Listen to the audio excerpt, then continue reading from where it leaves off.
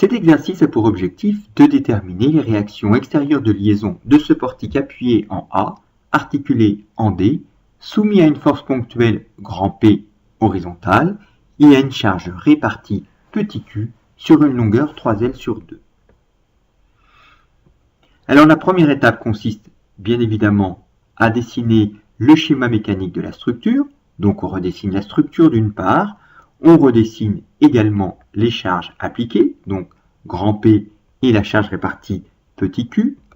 On n'oublie pas de redessiner le repère global, grand X, grand Z, et on redessine également le sens positif choisi de grand Z sur X. Et finalement, on remplace les liaisons par les réactions de liaison associées. Au niveau de l'appui en A, on met donc la réaction extérieure de liaison RAZ, et au niveau de l'articulation en D, on met les réactions extérieures de liaison RDX et RDZ. Or, on sait qu'il n'est pas très facile de travailler avec une charge répartie uniforme. Donc, on va maintenant remplacer la charge répartie uniforme par une charge ponctuelle équivalente. On a donc redessiné la structure, remis les réactions extérieures de liaison, ainsi que la force ponctuelle grand P, le repère global, et on va remplacer la charge répartie uniforme petit q sur une longueur 3L sur 2 par une force ponctuelle. On sait que cette force ponctuelle grand Q est égale à l'aire de la surface dessinée par la charge répartie, donc en l'occurrence un rectangle de hauteur petit q et de longueur 3L sur 2. Donc grand Q est égal à petit q fois 3L sur 2.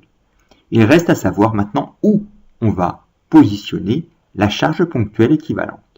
On sait qu'elle doit passer par le centre de gravité de la surface, donc du rectangle, qui est l'intersection des diagonales. Cette force sera donc appliquée au milieu. La charge ponctuelle équivalente sera donc à une longueur 3L sur 4 du point D. On va pouvoir maintenant appliquer le principe fondamental de la statique. Alors, principe fondamental de la statique, il traduit le fait que la force ne peut pas se translater rigidement selon X, rigidement selon Z, ni avoir un mouvement rigide autour de n'importe quel point de la structure. En l'occurrence, on a choisi par rapport au point D. Alors, la première équation se traduit par le fait que la somme des forces parallèles à X doit être égale à 0.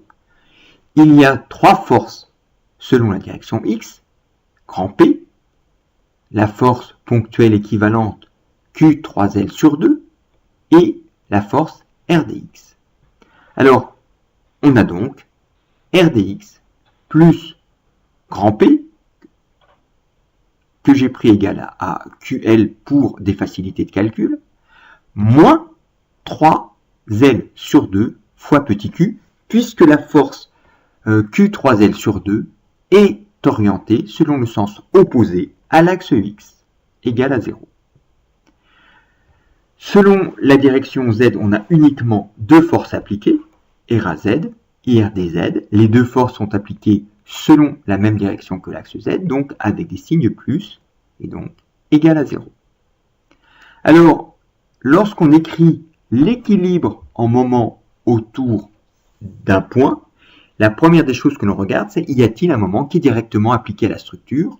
En l'occurrence, il n'y en a pas. Donc ensuite, on regarde s'il y a des forces qui sont susceptibles de faire tourner la structure autour du point D. Alors déjà, RDZ ne peut pas faire tourner la structure autour du point D puisque sa droite d'action passe par le point D. Il en est de même pour RDX, sa droite d'action passe également par le point D. En revanche, RAZ est susceptible de faire tourner la structure dans le sens positif autour du point D. Donc plus RAZ fois son bras de levier. Le bras de levier, plus petite distance entre la droite d'action de la force et le point D, en l'occurrence 3L sur 2. La force grand P, donc petit q fois grand L, est également capable de faire tourner dans le sens positif la structure autour du point D. Sa droite d'action est située à une distance grand L sur 2 du point D. De ce fait, le bras de levier vaut grand L sur 2. La force ponctuelle équivalente Q3L sur 2L est susceptible de faire tourner la structure dans le sens négatif autour du point D, donc moins Q fois 3L sur 2.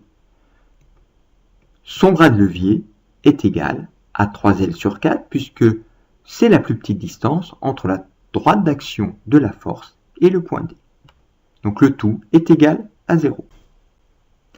Donc les trois équations nous ont donné les trois relations suivantes qui permettent donc de calculer en particulier facilement dans un premier temps R dx qui est égal à petit q 3L sur 2 moins QL, soit QL sur 2. De la même façon, la deuxième équation permet d'obtenir RAZ, puisque RAZ fois 3L sur 2 est égal à, finalement, Q fois 5L carré sur 8. On en déduit donc que RAZ est égal à Q fois 5L sur 12. La dernière équation permet d'en déduire R dz qui est égal à moins RAZ, donc moins Q fois 5L